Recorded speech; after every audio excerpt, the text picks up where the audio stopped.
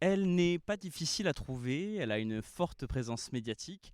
Elle monte sur les grandes scènes insulaires, elle a un site, un album, une page, et elle est visible, accessible et généreuse dans les interviews, mais ce n'est pas pour ça qu'on la reçoit aujourd'hui. On l'invite parce que derrière la visibilité, il y a quelque chose de plus rare, une trajectoire qui a refusé de se laisser mettre en ordre.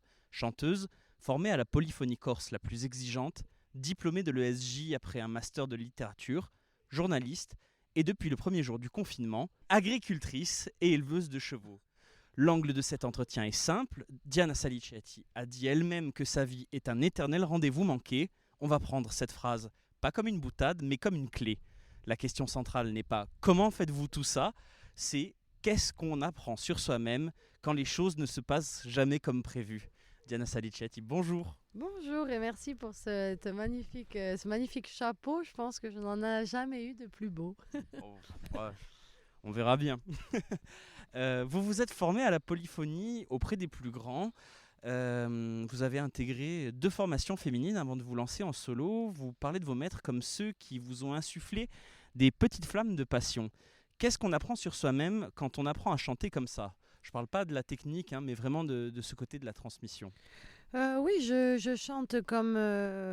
c'est sans aucune prétention, sans prétention aucune. Je chante un peu comme je respire parce que pour moi, être corse et chanter corse, c'est équivalent. Pour moi, s'exprimer en langue corse, c'est donner le son à mes oreilles originelles de ce qu'est la Corse. Et donc j'aime chanter comme si je voulais être une des parts d'expression de mon île à mon petit niveau.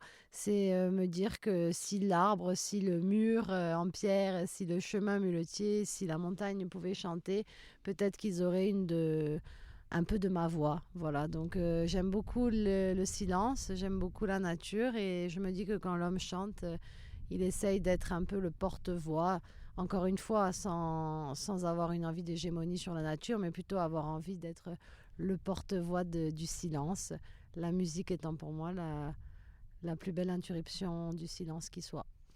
Est-ce qu'il vous arrivait en chantant de ressentir quelque chose qui ne vous appartenait pas vraiment, quelque chose d'antérieur à vous justement? Alors oui, j'avais un copain d'origine africaine avec qui j'avais collaboré sur Paris qui me disait: Diane, tu es une âme vieille. Alors est-ce que je suis une âme vieille? Est-ce que nous sommes tous des âmes vieilles ou la prolongation de vie antérieure? Ça, c'est un autre débat, mais moi, je me plais à croire que nous ne sommes pas nus comme des vers lorsque nous arrivons sur Terre. Nous le sommes d'une certaine manière biologiquement, mais je pense que de manière des chromosomes, de la filiation, de la détermination familiale et culturelle, on a forcément un bagage. Je ne sais pas si ça relève du chromosome, mais en tout cas, ça relève, je trouve, de l'héritage, même spirituel. Et il m'arrive souvent de me dire que tous autant que nous ne sommes que la continuité d'âme antérieure. Et donc peut-être que quand je chante, je porte ma famille et mes ancêtres avec moi. En tout cas, j'ai le sentiment parfois de n'être qu'une passeuse et que j'espère d'ailleurs qu'il y aura des passeurs après moi. Et il y en a bien entendu énormément avant.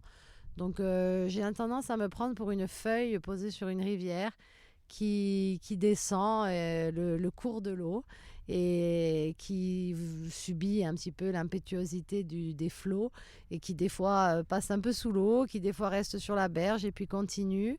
Et je pense que c'est ça la vie, ce grand fracas d'eau et de pluie et de torrents qu'on traverse comme on peut et qu'on doit surtout essayer de rendre beau et peut-être pas mémorable, mais en tout cas beau.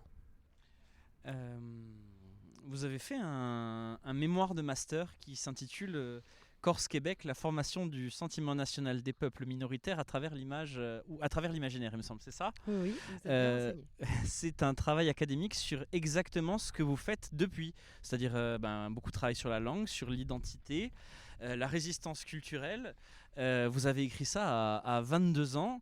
Est-ce que vous vous souvenez de quelque chose que vous aviez compris à l'époque et est-ce que vous abordez ce travail toujours de la même façon?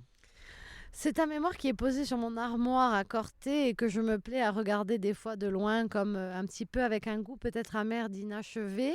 Mais là, j'ai repris un petit peu le pied à l'étrier à l'Université de Corse dans le cadre de recherche. Donc, j'atténue cette frustration puisque je n'ai jamais pu continuer par un doctorat comme il était normalement question pour diverses raisons. Et j'ai adoré travailler sur l'inextricable collusion entre l'artistique et le politique et comment un peuple sans imaginaire n'a pas d'avenir, ni de passé politique, ni d'enjeu, et comment le fait littéraire et politique vont vraiment être le terreau de futures revendications. Et aujourd'hui encore, je me plais à croire que quand je chante, je milite. Quand je milite, laisse porter ma voix. Pour moi, je ne suis pas une militante politique affirmée. Vous ne me verrez dans aucun meeting, en tout cas pour le moment. Et pourtant, j'ai mes convictions. Et quand je chante, j'ai l'impression de me battre un peu. Et puis, quand je lisais, c'est Lionel Groux pour le Québec, c'est Yeats pour l'Irlande, c'est Roca pour la Corse, dans toutes les différentes revues que j'avais à étudier. J'avais l'impression que c'était beau, en tout cas, de lire un peuple qui se réveille et qui se rend compte qu'on leur a un peu raconté des fadaises et que l'âme ne s'efface finalement jamais, et que si on lui coupe les branches, elle ressortira en rejet, peut-être en bas du tronc, mais que ça sera appelé à prospérer d'une manière ou d'une autre. Donc la Diana de 22 ans a toujours le même avis sur son travail aujourd'hui avec l'expérience de la pratique? Oui, je suis une grande amoureuse je pense une amoureuse de la création, des créateurs, même des gens comme vous qui prennent un micro et qui créent quelque chose. Je pense que toute création est à féliciter, et elle est un signe positif vis-à-vis de l'identité autour de laquelle on est tous en train de graviter. J'aimais aussi faire des ponts avec l'Irlande et le Québec, parce que je pense qu'une identité ne se retrouve qu'en miroir avec d'autres. Toute seule, elle se meurt et elle ne peut pas c'est pas l'histoire de comparer, mais en tout cas se mettre en perspective par rapport aux autres. C'est pour ça que j'aimais cette matière de la littérature comparée, parce qu'elle ne donne pas à étudier qu'une littérature, mais plusieurs, et les faire communiquer entre elles.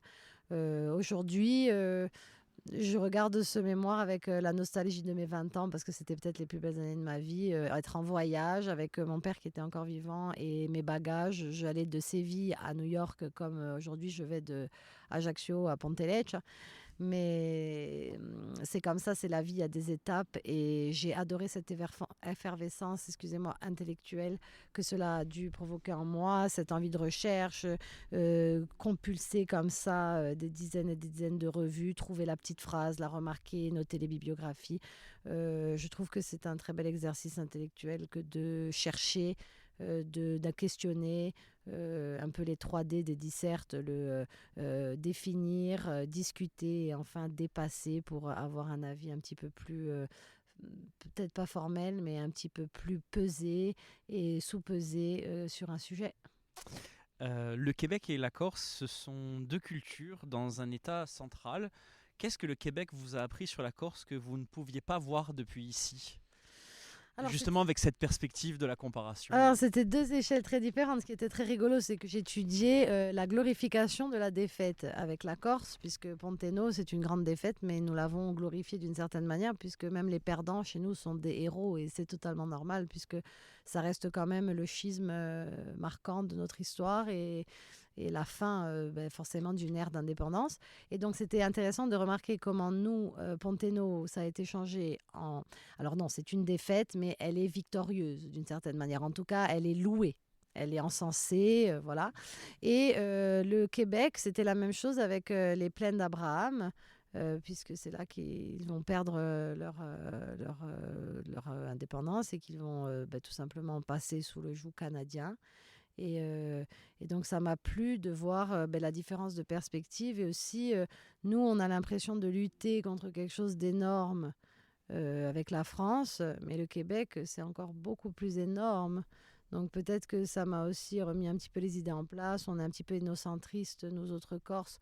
On pense qu'on est le centre du monde. Et puis quand on voit d'autres luttes d'émancipation comme au Québec, qui est toujours d'ailleurs en place, parce que mon but c'était d'étudier la première partie du XXe, et après de voir comment le Québec vis-à-vis du Canada a quand même eu ensuite la Révolution tranquille dans les années 70, et nous le réacquist, et comment c'était des phénomènes qui étaient quand même qui avaient des coïncidences très fortes.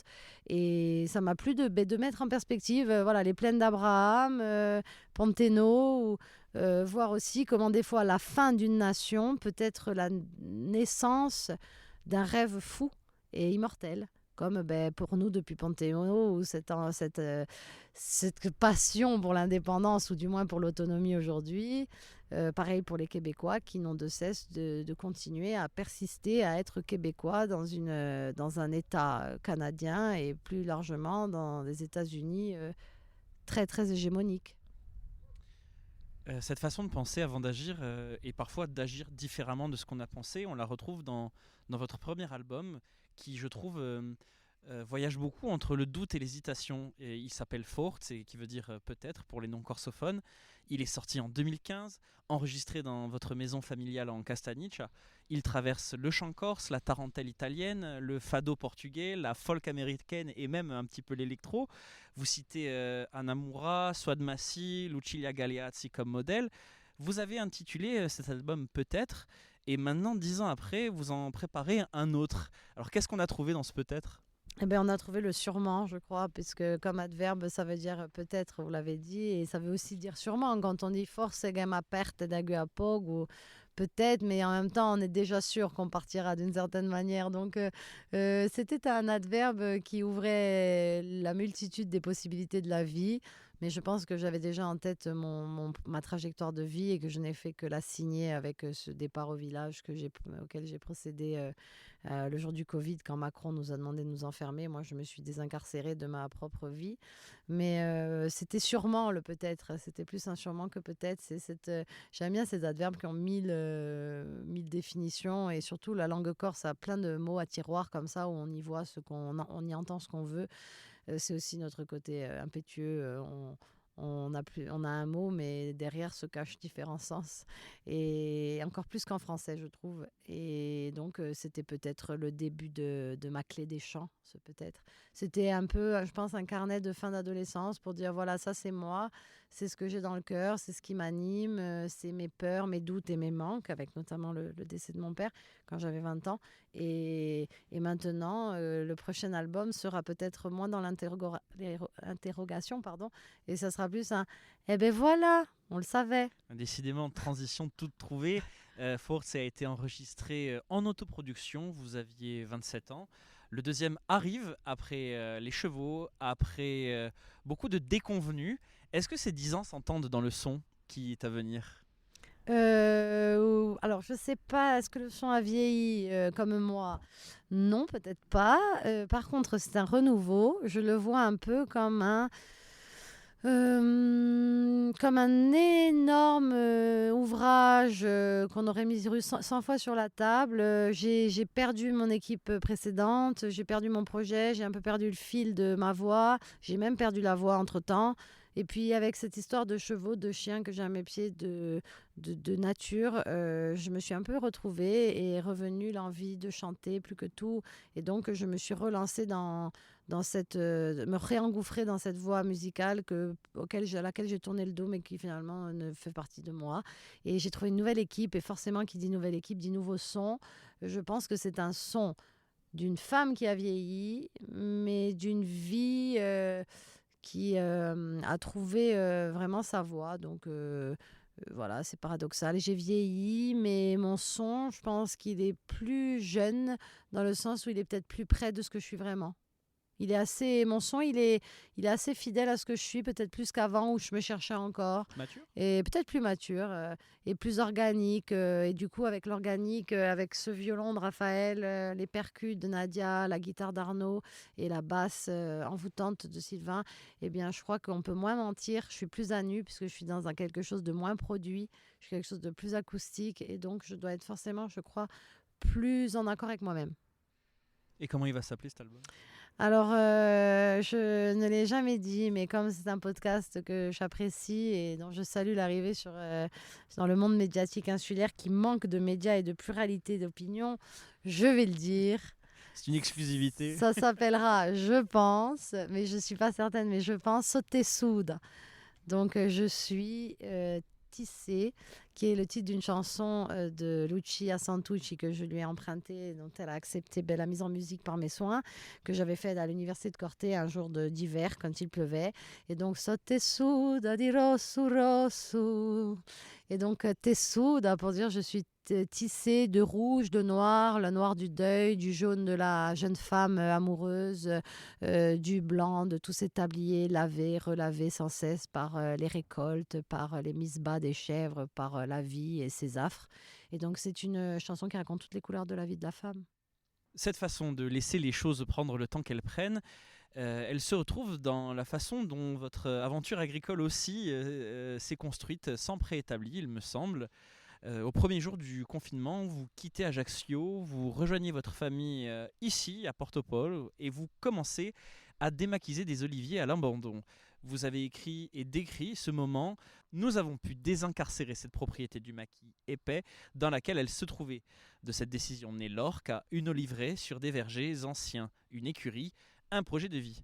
Comment ça s'est passé ce premier jour ? Alors, c'était un projet mûrement réfléchi, mais de manière souterraine et peut-être inavouée. Puisque lorsque je travaillais dans les médias, j'avais dit à mes chiens un jour, entre deux émissions de France 3, je crois, un jour, je nous libérerai.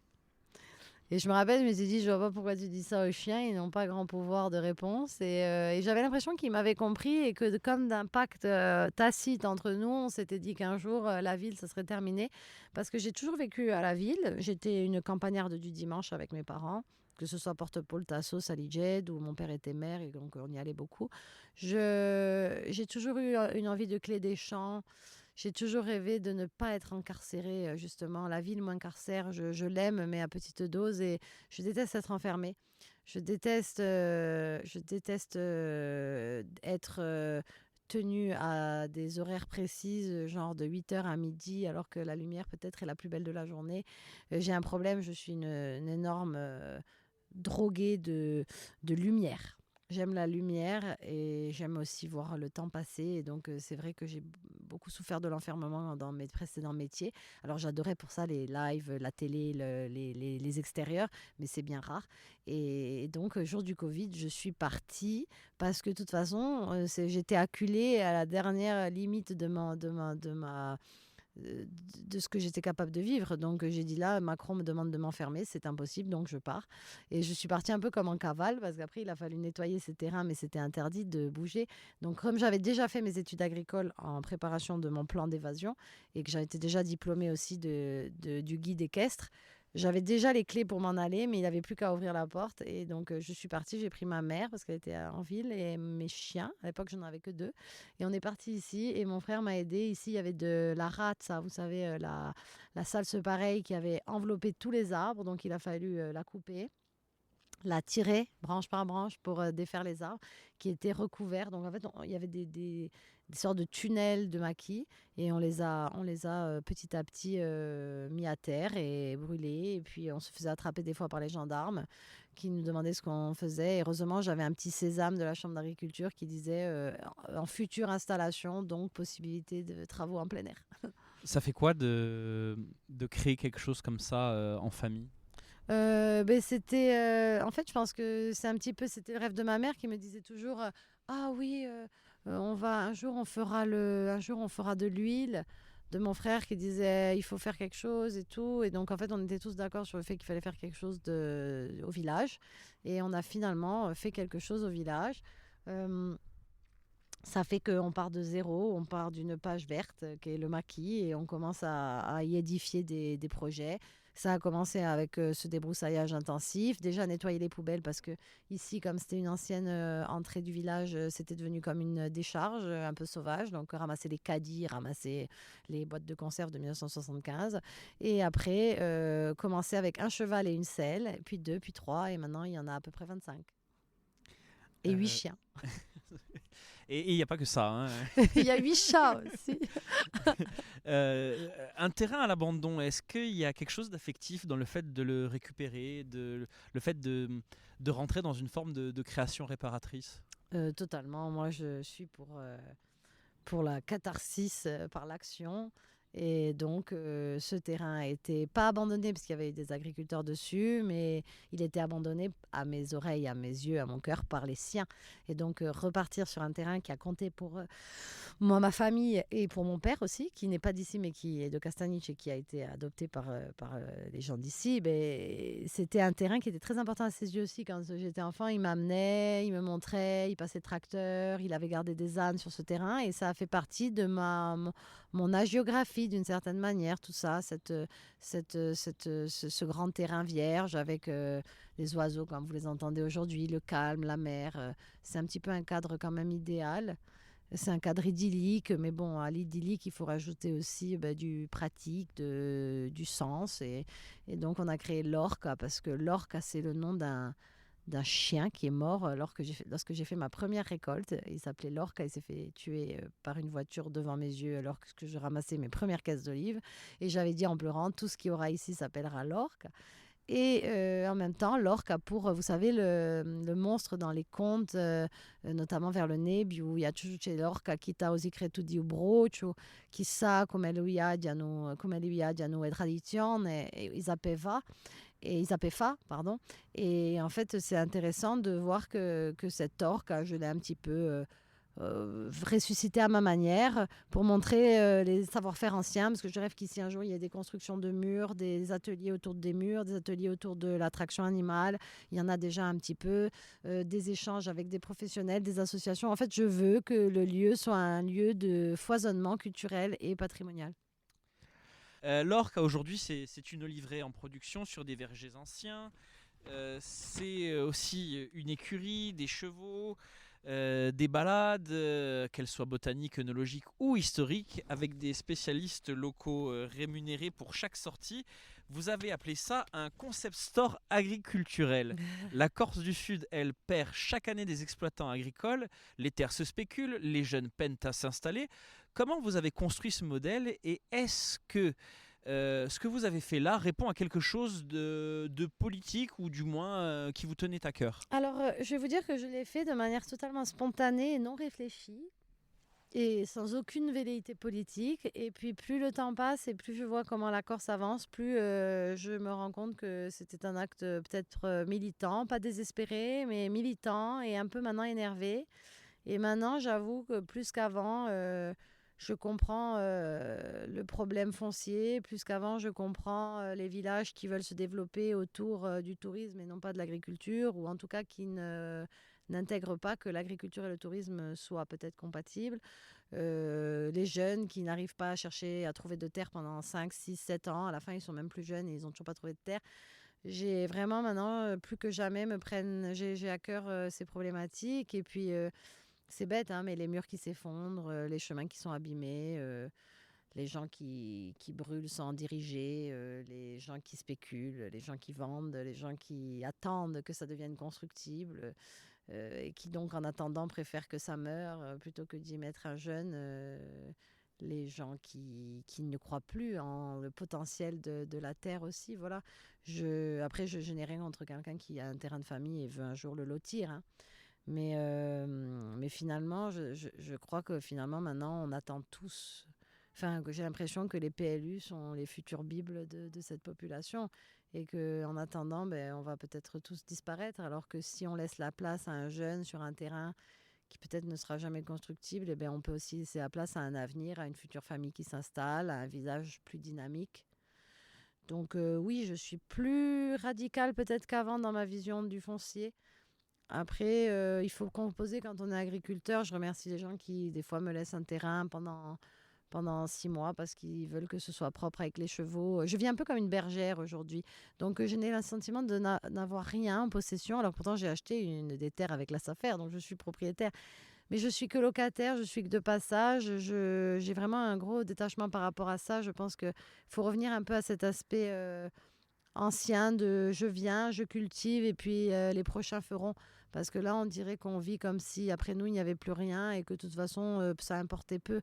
Alors que nous ne sommes que des locataires et que les futurs propriétaires sont nos enfants. Et que si on se met tous à détruire tous le peu qui nous reste, il ne va pas rester grand-chose. Est-ce que l'orque est un modèle que d'autres pourraient reproduire ou il y a quelque chose qui tient à des conditions très particulières que vous avez su réussir?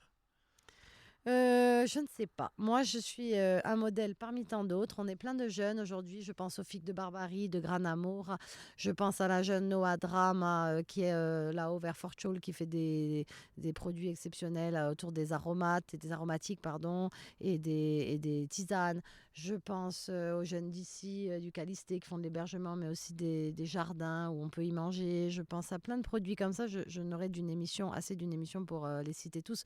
Mais je pense qu'à nous tous, on est une grande bible d'éventualité pour la Corse et que c'est dans ces initiatives-là que se joue le vrai avenir de la Corse. Alors nous ne sommes, pour citer Pierre Rabhi, que des petits colibris. Nous ne portons que de très petites gouttes d'eau. Mais on communique et peut-être qu'une jeune femme qui ne sait pas quoi faire et qui a du potentiel ou à qui on a par miracle laissé un bout de terrain va se dire moi aussi je vais créer mon monde avec ma vision. Alors c'est un peu une petite république libre de Autogéré. l'orque à autogérer. Notamment, c'est un parti clairement animaliste, je pense. Non, mais en tout cas, pour être plus sérieuse, créer son univers comme j'ai essayé de le faire, c'est prendre des risques, c'est pas forcément plaire à tout le monde aussi. C'est geler un foncier qui n'aura d'autres destinations que l'agriculture et la culture. C'est décider de tourner le dos à un certain développement qu'on nous a imposé et c'est en proposer un autre. Proposer un chemin de traverse et j'irai jusqu'à où cela est possible. Moi, je me plais à croire que ça sera jusqu'à la fin de ma vie. Concept store agriculturel. C'est vous ou il y a un consultant quelque part en marketing qui s'est caché à l'orca? Non, je pense que c'est l'ancienne journaliste qui se plaît à mettre des mots sur chaque chose pour comme vous le faites là actuellement avec moi, essayer de résumer des choses dans des concepts parlants. Et c'est vrai que le concept store, on en voit partout et peut-être qu'on peut voir des concept stores à Sarah d'Hiver ou dans les Oliviers.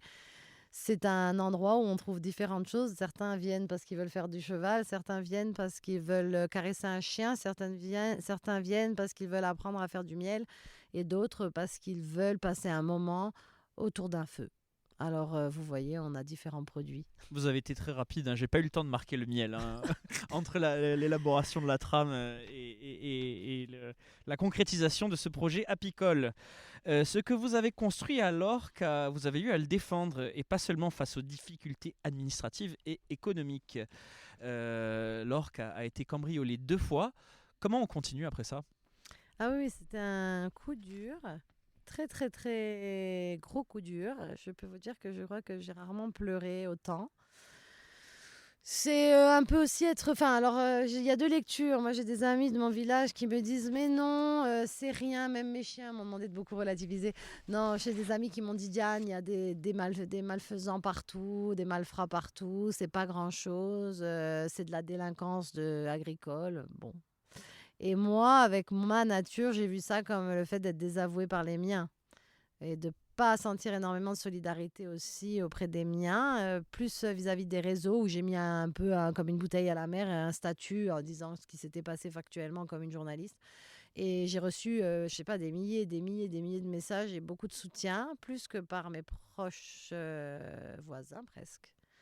Donc, je me suis dit, bon, les réseaux ont ce côté positif que de rassembler parfois autour de petits drames, parce que c'est un petit drame, voilà, de faire 100 litres d'huile et d'être dérobé dans la nuit, c'est totalement affligeant. Et je l'ai vécu un peu comme... je l'ai vécu de manière archaïque, comme si on voulait me mettre à côté de la tribu. Et puis après, j'ai repris la lecture et je me suis dit, c'est aussi peut-être juste quelqu'un que j'embête ou c'est peut-être juste quelqu'un qui avait envie d'huile. De manière beaucoup plus Sacrée soif, hein, 100 pragmatique. litres. Non, mais c'est pas pour dédramatiser, mais au début, je l'ai vraiment vécu comme une gifle et maintenant, je l'ai oublié. Parce que j'ai une faculté qui, je pense, m'aide à faire des choses. C'est que quand ça ne se passe pas bien, j'oublie instantanément.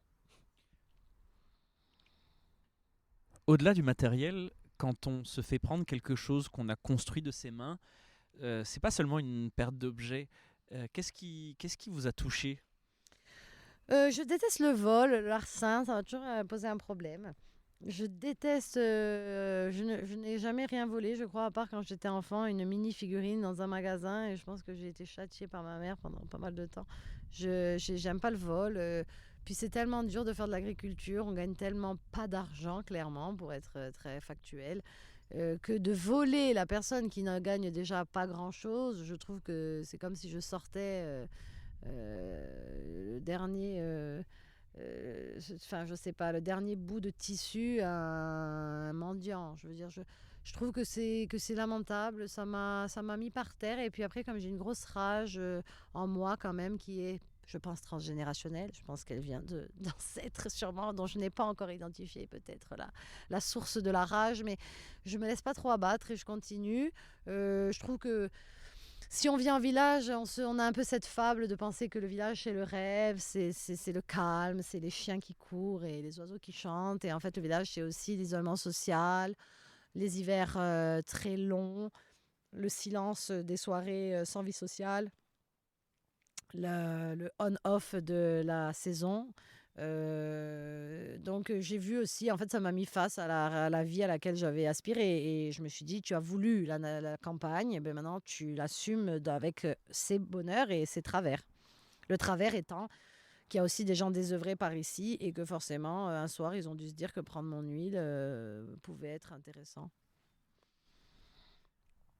C'est arrivé 2 fois et vous êtes toujours là. D'où ça vient cette capacité à résister?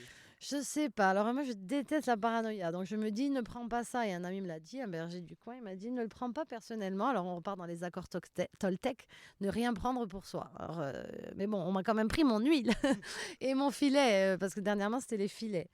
Je sais pas, si on devient parano, on dit ils veulent que j'arrête et tout. Alors là, on piqué dans son orgueil, on dit ben, je vais rester encore plus.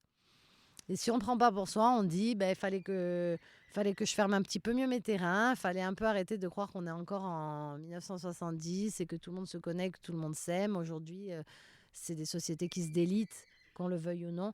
Et donc forcément, ben, y a la place pour une sorte de délinquance paysanne ou une délinquance rurale dont on ne parle jamais, mais qui existe clairement, qui va aller, il y a peu de temps, il y a un monsieur qui est mort là dans mon village, un monsieur adorable qui n'avait pas de descendants. Mais pendant son enterrement, des gens ont trouvé bon d'aller lui vider sa maison, de la tronçonneuse à la débroussailleuse en passant par les poules. Donc à partir de là, on peut parler d'une délinquance paysanne ou d'une délinquance rurale, de quelque chose qui a raté, d'un fil qui s'est coupé et d'une société qui ne se solidarise plus.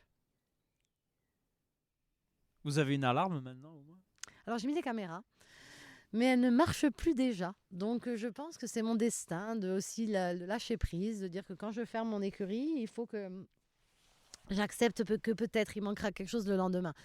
J'ai pas envie aussi, parce que moi je suis quand même une anxieuse, et quand j'ai commencé à avoir peur, après on ne dort plus la nuit.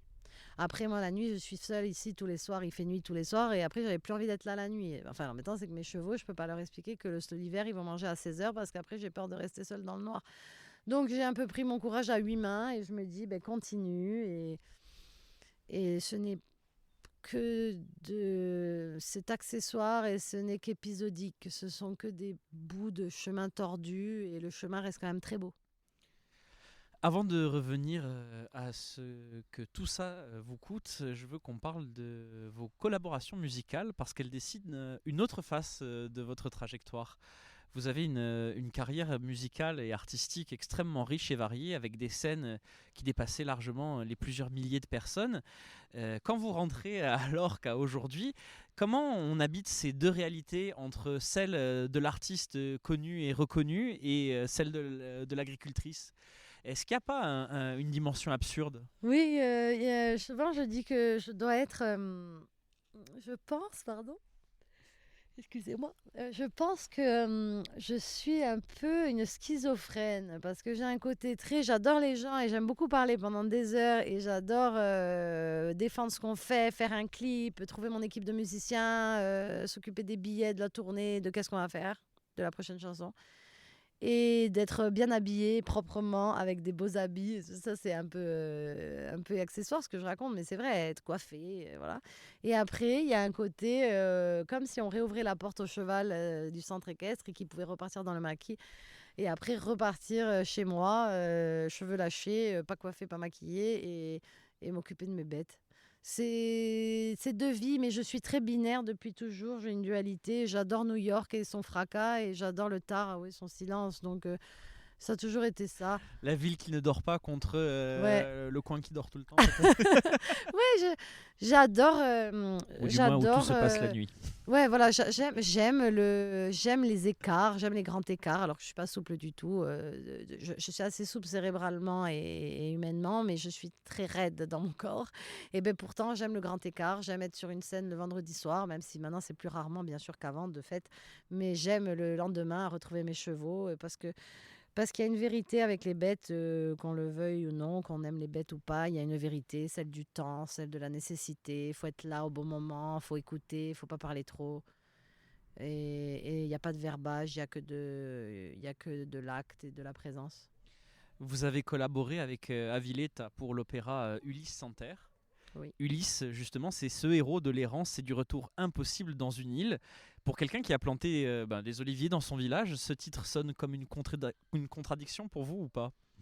Ulysse sans terre, le retour à ce magnifique opéra qu'on avait fait avec Aviletta, où j'ai souffert parce que travailler avec Aviletta, chanter de la polyphonie, c'est un fait. Arriver à travailler avec Aviletta, c'en est un autre. Et c'est un très beau souvenir artistique et humain, parce qu'ils nous ont partagé leur spectacle autour d'Orlando Furioso avec beaucoup de générosité et de bienveillance.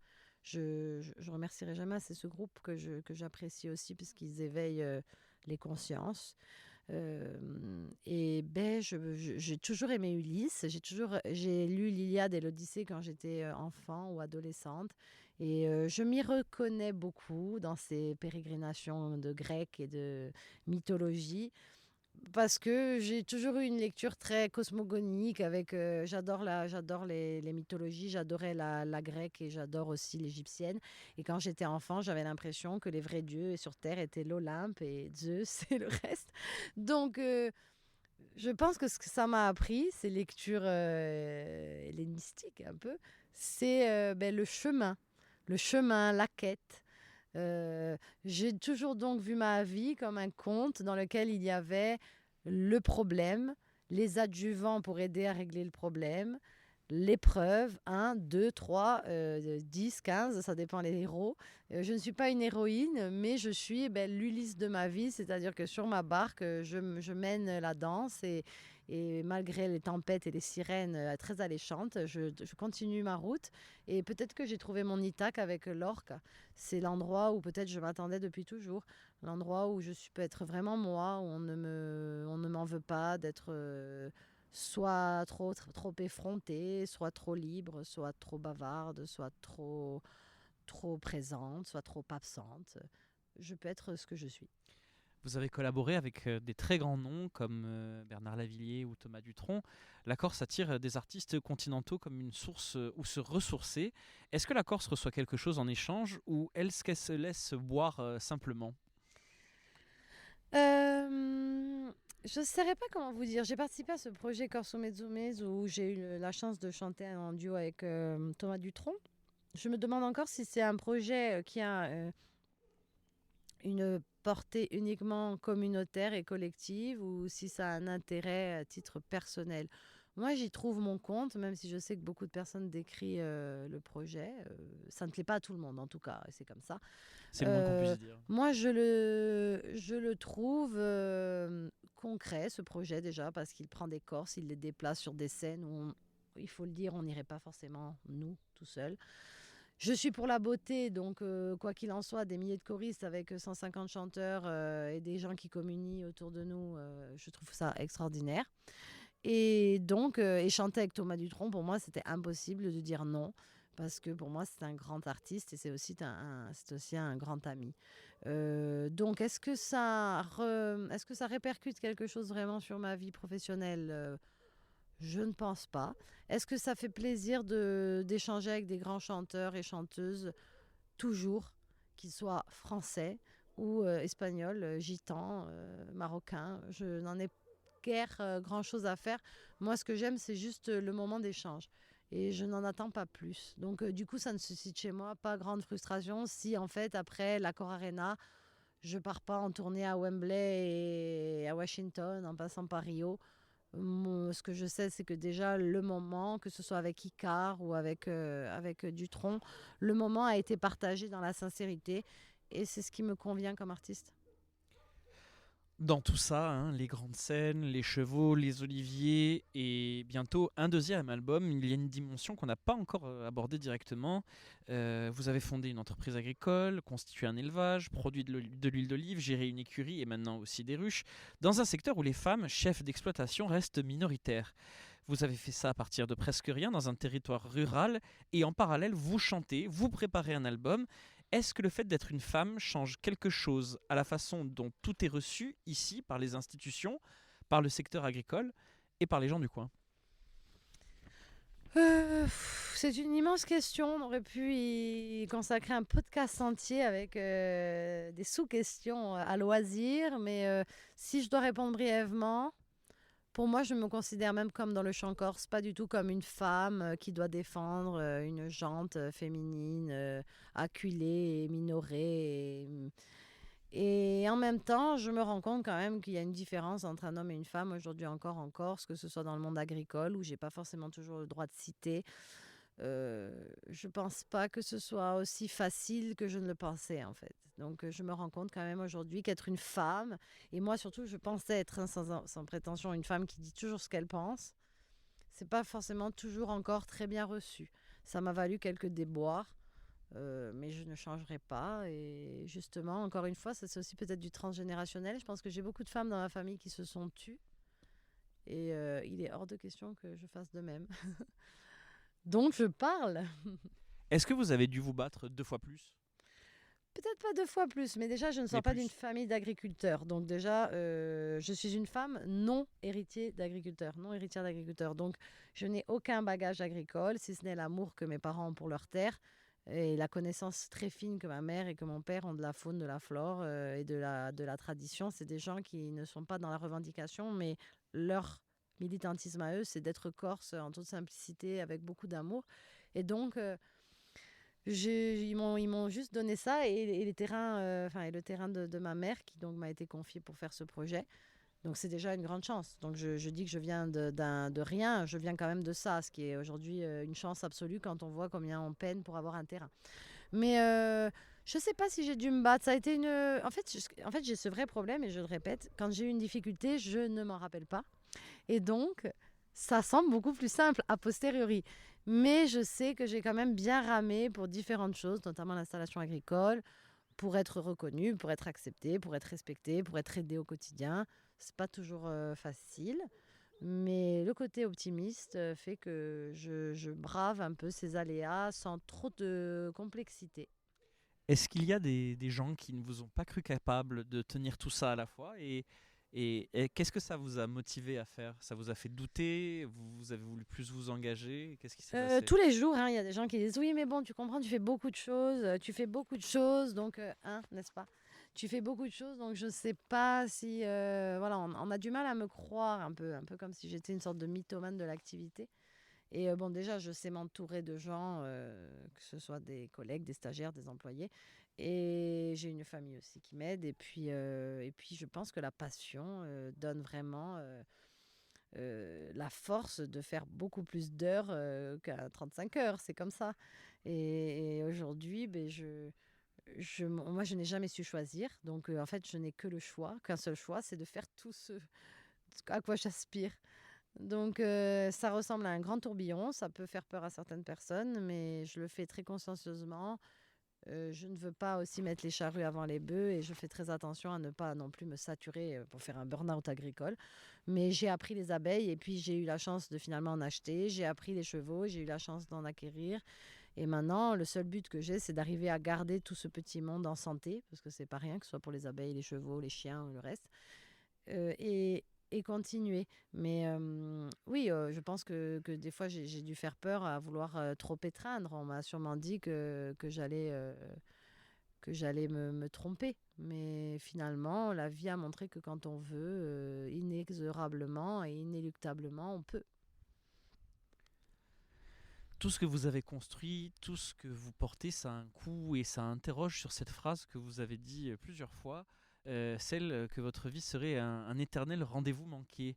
Euh, quels sont ces rendez-vous manqués et qu'est-ce qu'ils ont donné et qu'est-ce qu'ils ont coûté? Alors oui, quand je vous entends dire tout ce que j'ai fait, j'ai l'impression que j'ai une biographie pareille Bah, à quand celle de même. Daniel Casanova. Non, mais en tout cas, à ma petite échelle, moi, j'écrivais beaucoup enfant dans mes carnets d'enfants. Et je sais que quand enfant, je disais, j'aurai des chiens tigrés, j'aurai des chevaux noirs, ils auront des selles sombres et je vivrai au village. Tellement qu'aujourd'hui, je me demande si je pensais vraiment ça ou si c'était une auto-persuasion. Je ne sais pas, mais c'est sûr que je pensais ça enfant. J'ai l'impression que toute porte fermée a été pour moi l'indication que la porte à ouvrir était celle d'à côté. Donc j'ai Ou, par- raté. Oui, ou passer par la fenêtre. oui, exactement. Ou le grenier, ou même imaginer échafauder un plan à la Monte Cristo pour creuser à la petite cuillère pendant 2 semaines un tunnel ou 200 ans. Mais oui, j'ai raté. Je devais faire un doctorat. Il n'a pas été fait pour des raisons un petit peu obscures que je ne saurais encore identifier. J'ai pas pu le faire. Je suis partie à la télé. À la télé, je devais partir au journalisme. Et puis, ça n'a pas pu être fait pour des raisons encore très indéterminées qui sont hors de ma responsabilité. J'ai fini encore ce matin alors que je devais être à France 3. Bon, moi, je voulais France 3 parce que c'est ma maison, un peu de cœur avec RCFM. J'ai pas pu. J'ai fini par la fenêtre à tous les sens du terme. Et là, je me suis dit, je vais faire de la musique alors. Et donc, c'est ce qui a donné ce premier album, un peu de résilience. Et puis après la musique, j'ai perdu mon équipe. Et j'ai dit, mais c'est pas grave parce que je voulais faire l'agriculture. Donc, de mon côté hyper actif, naît cette boucle jamais bouclée d'envie et de rêve que je m'auto-attribue. Et c'est ça qui est cool. Est-ce que il y a des rendez-vous manqués en particulier dont vous vous dites aujourd'hui que c'était la meilleure chose qui pouvait arriver? Tous les rendez-vous manqués, que ce soit avec des gens, avec des situations, avec des métiers que je m'étais formellement destinée à moi-même, qui ne seront jamais plus mes métiers. Et en fait, je ne regrette absolument rien. Et je pense que les auditeurs ont des expériences apparentes. Des fois, la porte se ferme. Et moi, je suis très maktoub. C'est écrit. Et Fatoum, nous avons un destin. Et je me tiens à ces tout petits mots qui ont beaucoup de sens et qui s'expliquent très bien avec ma vie. Et à l'inverse, est-ce qu'il y a des choses que vous n'avez pas encore réussi à construire et que vous portez encore? Je pense, je veux encore faire plein de choses, plus de pédagogie, peut-être plus de formation, recevoir des élèves, donner la foi que j'ai en l'agricole et dans le territoire. Peut-être écrire. J'aimerais bien écrire, mais je ne l'ai jamais fait. J'aimerais bien refaire un média comme vous venez de le faire et je dis vraiment, je ne pourrais que saluer. J'ai toujours rêvé de refaire du média, mais un média dans les arbres, donc affaire à suivre. En tout cas, un média pas clandestin, mais un média à part, comme le vôtre. Voilà, je pense que les médias satellites sont des médias qui ont, je dirais, beaucoup d'importance, tout autant que les médias un peu plus étatiques. Et ces médias satellites, moi, je les écoute beaucoup et je pense que c'est très important parce qu'ils donnent de la respiration au cerveau. Et donc, ensuite, écrire, peut-être les médias, fonder une famille, je pense, à un moment, parce que le temps passe et je ne m'y suis pas attardée plus que ça. et, et puis, rester à côté des miens le plus longtemps possible. J'ai aussi, avec le fait de côtoyer des animaux, c'est bête, mais ça offre une dualité très simple, la vie, la mort. Il y a la vie, c'est bien, profitons, et demain, il y a peut-être la mort. Donc, Cette façon d'avancer, malgré tout, de construire dans le désordre, elle fait écho à une phrase que vous avez déjà choisie vous-même pour vous présenter. Je vais vous la lire. Il n'y a que deux conduites avec la vie, ou on la rêve, ou on l'accomplit. C'est René Char. Il était aussi résistant avant d'être poète. Il a dirigé un réseau de maquisards. Il a refusé de choisir entre la poésie et l'action, et il a choisi les deux. Vous rêvez ou vous accomplissez? C'est très... La frontière est très... Pour accomplir, je pense qu'il faut rêver. Et on n'accomplit pas sans rêve et on ne rêve pas sans avoir accompli pour se dire que ça vaut encore la peine de rêver. Vous voyez, donc je suis dans une ronde infernale qui me maintient entre mes rêves et mes actions. Et c'est parce Vous qu'il êtes y a eu somnambule? Comment? Vous êtes somnambule alors? Oui, totalement, depuis toujours. Mais c'est surtout que si j'ai pas de rêve dans la vie et qu'il n'y a pas de magie dans mon quotidien, je deviens un petit peu... pas dépressive, parce que je ne suis pas de nature dépressive, mais un petit peu apathique, un peu désabusée. tant qu'il y a du rêve, tant qu'il y a une envie de faire encore des choses et qu'il y a des belles choses qui se fassent et qu'il y ait du partage et qu'il y ait surtout beaucoup d'amour, même si on dirait que là, c'est des paroles d'évangile, mais pas du tout. Moi, quand je reçois des stagiaires ici et qu'elles apprennent l'équitation de pleine nature, qu'elles finissent avec moi à faire 6 jours de cheval, à comprendre les animaux, à vivre avec mes bêtes et tout, ou qu'elles ont envie d'en faire leur métier plus tard, ben, un rêve se réalise. Et est-ce qu'il y a des moments où vous avez peur que la réponse soit ni l'un ni l'autre, ni vraiment le rêve, ni vraiment l'accomplissement? Oui, moi j'ai très peur du fiasco, j'ai très peur de rater, j'ai très peur de la chute. D'ailleurs, il y a un très beau livre de Garcin qui s'appelle La chute. C'est-à-dire qu'à un moment, tout peut s'arrêter. À un moment, je peux vendre mes chevaux et puis devoir m'en aller. On ne sait pas pour X raisons. C'est vraiment le scénario le plus catastrophique qu'on pourrait me faire écrire sur ma vie. Mais il faut accepter que si on est monté à cheval, à un moment, on peut, excusez-moi la métaphore qui était toute trouvée pour une cavalière, mais il y a un art dans la chute aussi et toute cavalcade a pour éventuelle possibilité ultérieure la chute et il faut l'accepter. On arrive à la fin de cet entretien. Est-ce qu'il y a quelque chose que vous aimeriez développer, quelque chose que vous aimeriez rajouter?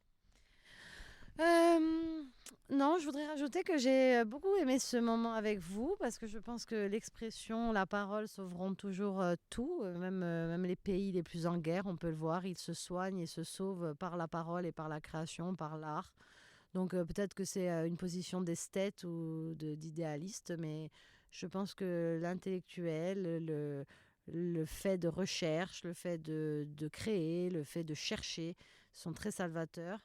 Et actuellement en Corse, j'espère qu'il y aura comme un peu encore un relan. Ce relan n'est pas le mot parce que ça fait un petit peu intoxication alimentaire, mais regain d'envie de créer. Et il y a plein de jeunes qui se battent et tout, et j'espère que cela formera comme un deuxième, voire un troisième, parce que j'ai perdu le fil, mais reacquiste ou une envie de reacquisto la lingua, reacquisto il popolo, reacquista tutto ciò che noi abbiamo, ma ça serait bien peut-être un vrai reacquisto de la valeur, de l'intellectuel, de la création, quelque chose un truc en plus, quelque chose qui nous redonne une corsitude un petit peu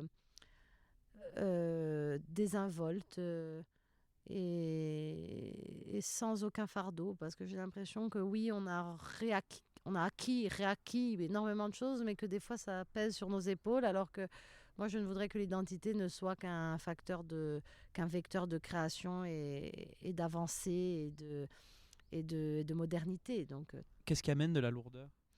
peut-être que la tradition, à un moment, nous rend tous autant que nous sommes des menhirs de Philitose en regardant. La tradition ou le folklore? Oui, le folklore, sûrement, qui était d'ailleurs un de mes mots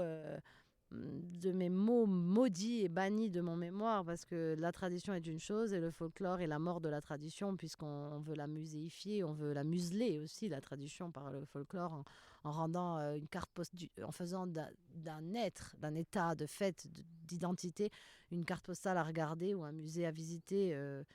Donc je pense que la Corse, de toute façon, comme toutes les identités, doit se réinventer perpétuellement.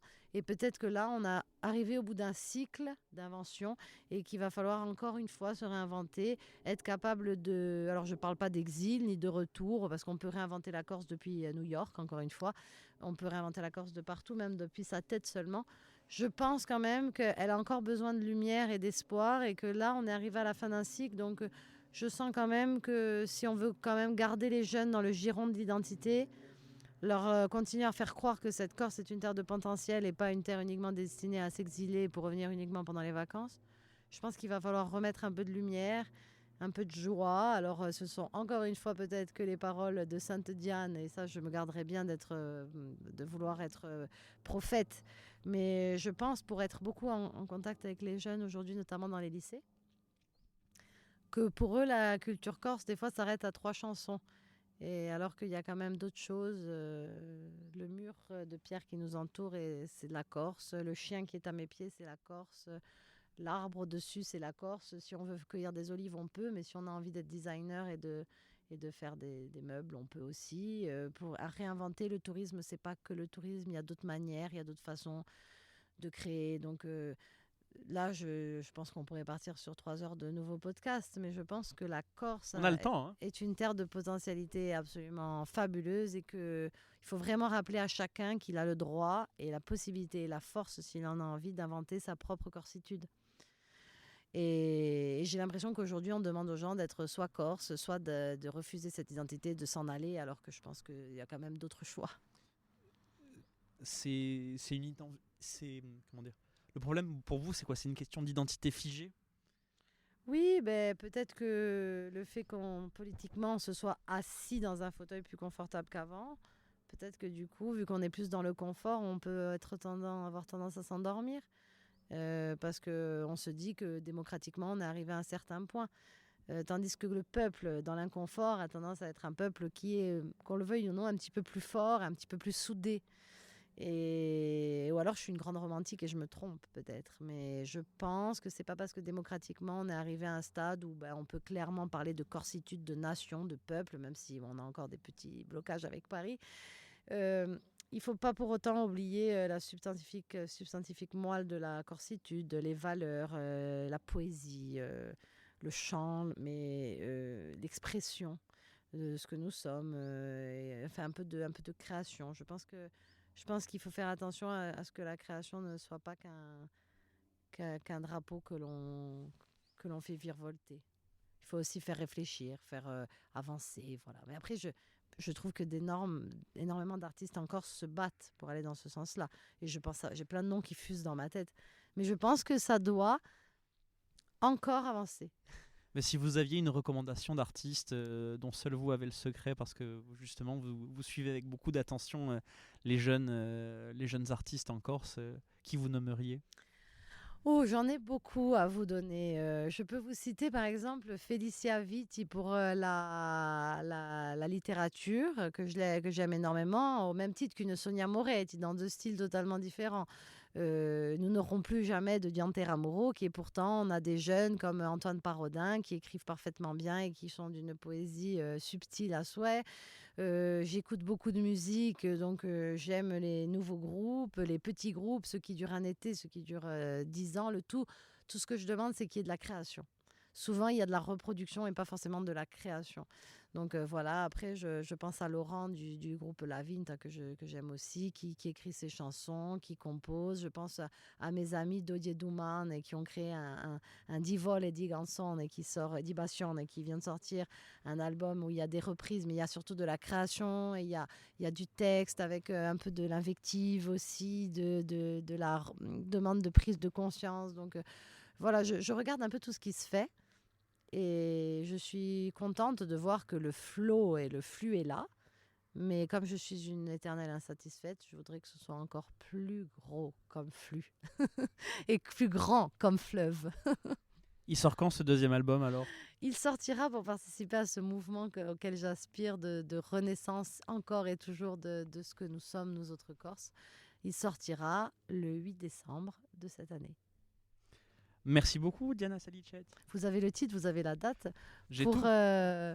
pour un auditeur, vous êtes particulièrement privilégié, mais je crois que vous le méritez. Ah, c'est très gentil, merci beaucoup.